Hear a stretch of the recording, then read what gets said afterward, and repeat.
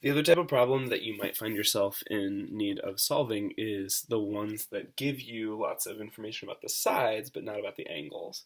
So when you have this much info, we know we can find the hypotenuse by using the Pythagorean theorem. Square the 4, square the 13, add them together, square root that.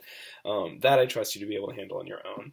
Finding this angle might stress you out a little bit more, but it's actually simpler than it looks. So this angle right here, if I think about what I have, well, I've got information, extra stuff right here about the opposite, the one over here, and also about the adjacent. So if you think about which ratio has opposites and adjacents, you might quickly remember that it would be tangent, which means that the tangent of theta is going to be equal to the opposite over the adjacent. So the tangent of theta in this particular case is going to be equal to 4 divided by 13. And if you run that on your calculator, you'll find that you've misplaced your calculator. Oh no, there it is. 4 divided by 13. 4 divided by 13, I got 0.3077.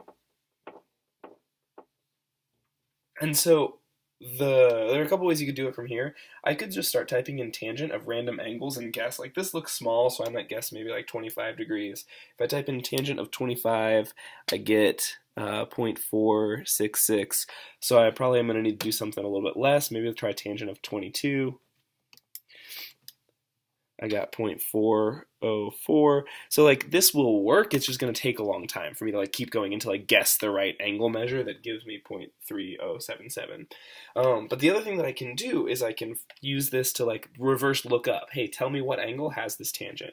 And that's where the inverse functions that we've been using come in handy. So second tangent gives me an inverse tangent right there. And then I can just type in the decimal that I had from up here.